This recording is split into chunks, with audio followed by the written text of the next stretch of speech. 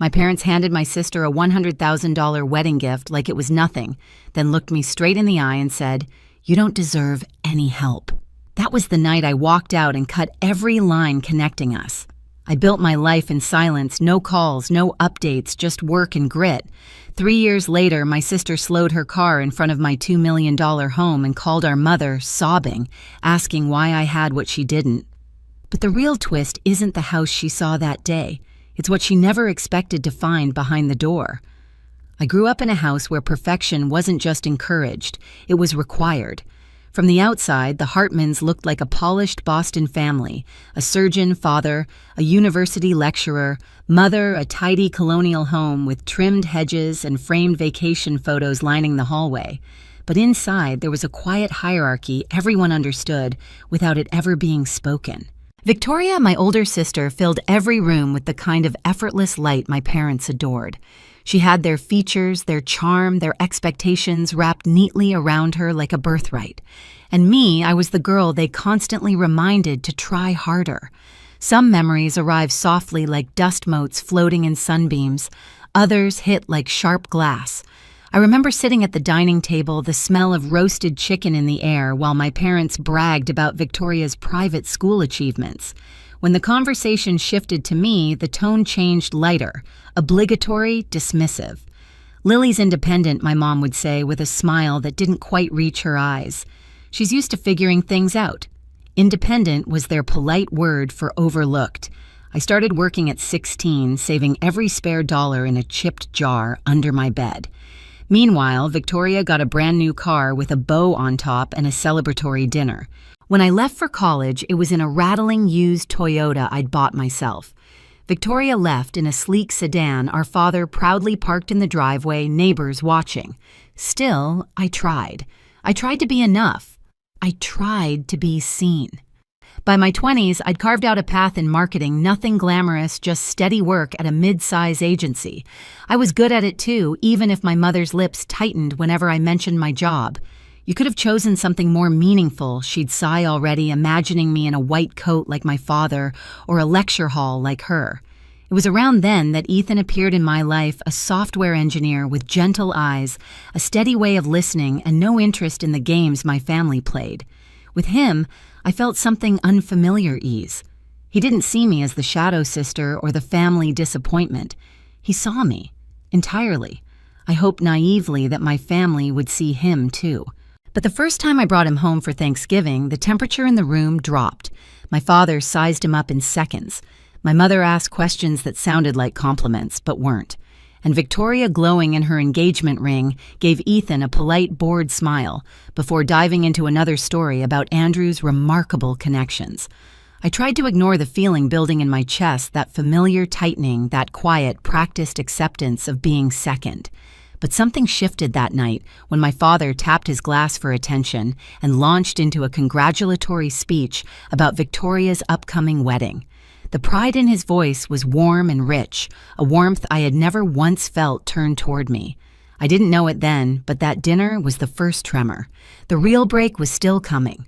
The breaking point didn't arrive with an explosion. It came quietly disguised as a Sunday dinner my parents claimed was just to talk. Ethan and I arrived with a bottle of wine and cautious optimism. I kept telling myself this was a chance. Maybe the chance to feel like part of the family instead of a footnote. But the moment we stepped into the dining room, I felt it, the stiffness in the air, the way my mother's smile faltered before settling into something too polite. The table was set simply no celebration in sight. My father didn't even look up from his glass when he greeted us. We made small talk while the lasagna cooled on the counter, weather traffic Ethan's job. Not a single question about our engagement. Not one. Finally, when my mother poured coffee, I took a breath and said, "We wanted to talk about the wedding. We're keeping it small, but we hoped maybe you'd want to be involved." My father set down his mug with a soft click. And what exactly does that mean? The tone in his voice wasn't confusion, it was accusation. Ethan leaned forward steady. "We're not expecting anything. Just thought a conversation would be respectful." My mother folded her hands. "Respectful is following the traditions of this family. Victoria understands that. She always has." There it was, the comparison sharpened to a blade. I swallowed. We're not asking for $100,000. Just support." My father exhaled through his nose, irritation radiating off him. "Lily, your sister has made choices aligned with our values. She's marrying someone of her standing. She's invested in maintaining our family's reputation." My mother's voice followed like a second blow. "You haven't." Ethan straightened beside me, but I lifted a hand. "Don't." I needed to hear this. Maybe I always had. My father looked me directly in the eye, the surgeon precision in his tone. "You don't deserve any help." The words landed like a dropped scalpel, cold, exact, irrevocable. Something inside me went still, not shattered, not broken, just still like water moments before it freezes. Ethan said something I don't remember what. My mother added a soft, "It's for your own good," which was almost worse. Victoria wasn't even there, but somehow she filled the room anyway, her framed photos on the wall, her perfect life held up as the silent justification for my punishment. I placed my napkin on the table. "We should go." My mother reached out too late, murmuring my name, but there was no warmth in it, no regret, just habit. On the drive home, Ethan held my hand, thumb brushing over my knuckles, but I barely felt it. My father's words echoed in loops, settling into places I didn't know were still vulnerable. "You don't deserve any help." By morning, the echo had hardened into resolve. I blocked their numbers, deleted our family group chat, removed myself from every thread of obligation I'd been clutching out of hope. And then I walked forward into a life where I wouldn't wait for them to see me. Cutting contact sounded dramatic when I said it out loud, but in practice, it looked strangely ordinary. I woke up that Monday, made coffee, and sat at the small kitchen table beside Ethan. The morning light came through the blinds in narrow stripes. I opened my phone, stared at my family, thread photos of vacations I wasn't invited to, updates about Victoria's wedding I'd read with quiet hope, and tapped "Leave conversation." The screen blinked. Gone. Then I blocked my parents. Blocked Victoria. My chest tightened, but it didn't break. It felt like undoing a knot I'd been carrying for years. "Are you sure?" Ethan asked gently. "No," I admitted. "But I know I can't keep living like that." And so I didn't. Instead, I threw myself into work. My agency was understaffed and overworked, perfect for someone desperate to stay busy. I pitched new ideas, took on more clients, and discovered I wasn't just good at marketing, I was exceptional. I understood people. I understood stories. And clients noticed. 3 months in, I was promoted. 6 months in a major company requested me specifically. A year later, I quit and launched my own digital startup with 2 coworkers who believed in me more than my family ever had. We worked out of a tiny office above a coffee shop, the kind of place where the heater rattled in the winter and the windows fogged in the rain. But the energy was electric. Every day felt like building something out of thin air, something that belonged entirely to me. Ethan was there through it all, showing up with takeout late-night pep talks or a quiet hug when the pressure felt crushing. He never resented my ambition. He fueled it. By the second year, our client list had tripled. We weren't just surviving, we were thriving. Investors started reaching out. I'd stare at their emails and think about my father's voice telling me what I didn't deserve. Funny how success sounds different when you earn it in silence. Meanwhile, my parents remained exactly where I left them, far away. No birthday cards, no just checking in, nothing. Their absence strangely became a kind of clarity, a relief. Ethan proposed the night we signed our first big contract. No elaborate setup, no staged photos, just the 2 of us on our apartment balcony, the city humming below. He held out a simple ring and said, "I want to build a life with you, one that doesn't hurt." I cried, not because of the proposal, but because for the first time in my life, someone chose me without conditions.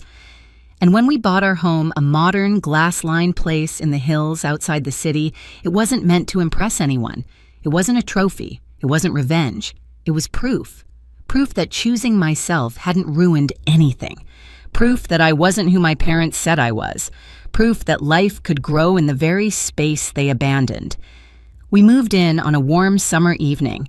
The sunset hit the windows and filled the house with gold.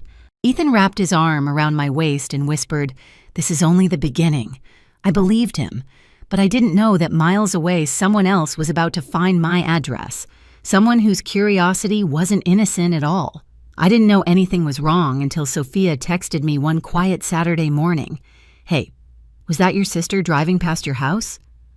I froze mid-sip of coffee. Sophia lived a few houses down. She'd met Victoria once at our wedding. She knew exactly what she was seeing.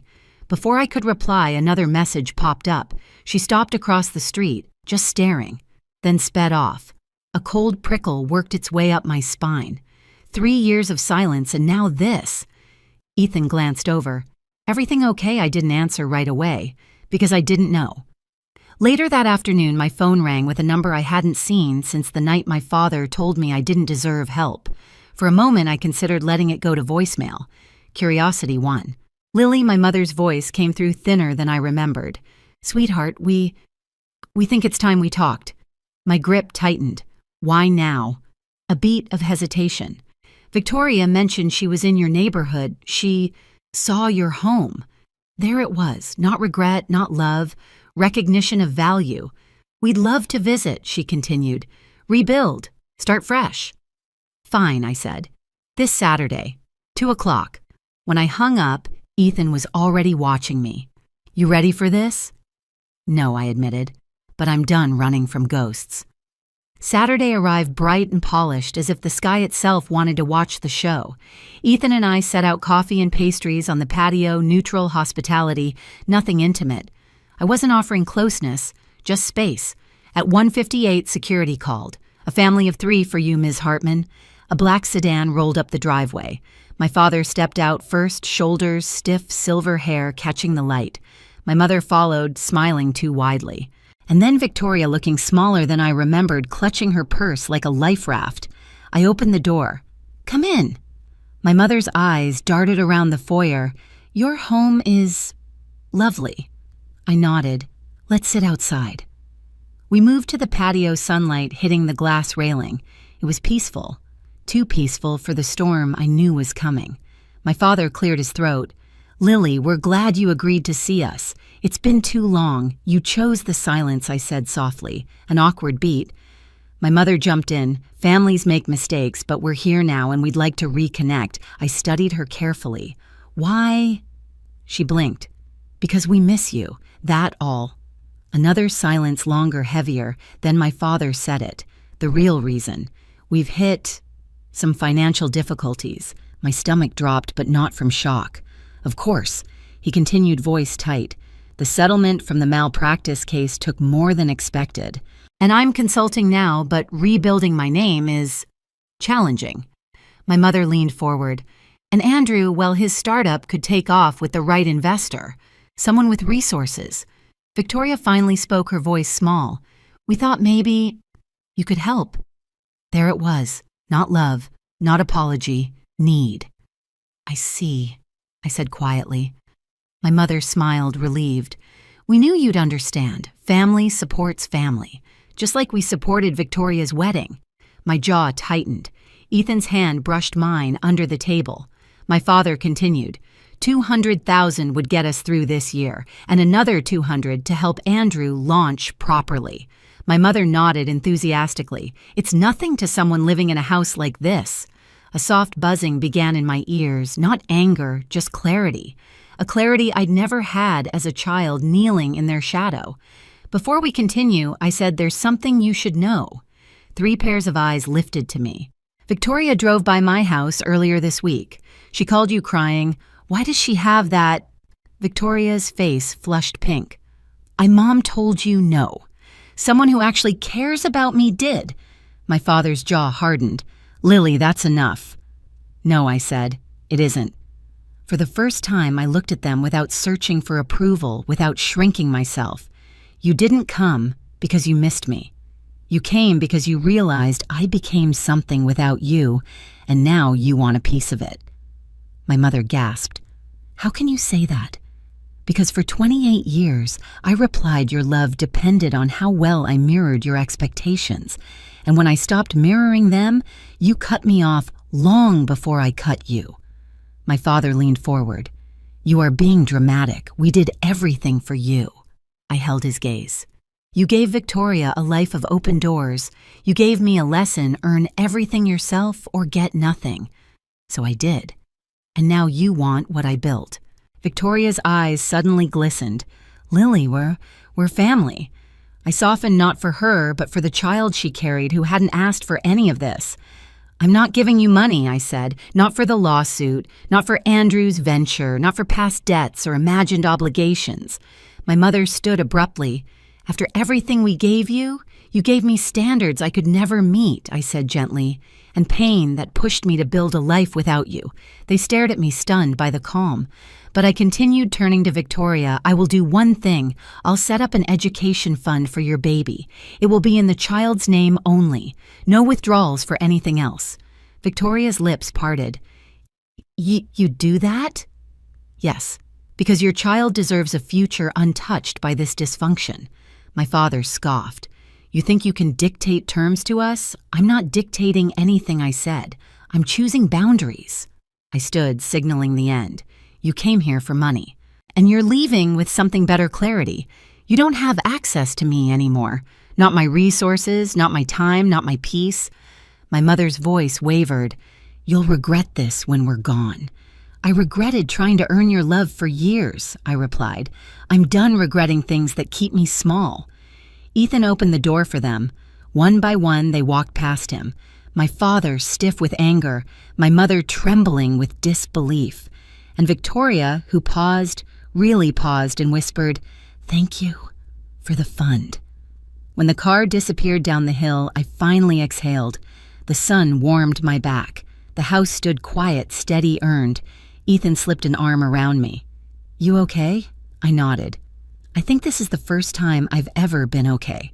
Because real revenge isn't cruelty, it's peace they can't touch."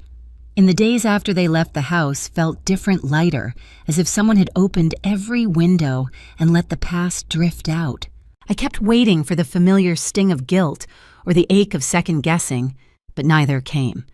Instead, there was a quiet steadiness in my chest, a sense of having stepped into the life I was meant to live. My parents didn't reach out again, not to argue, not to apologize.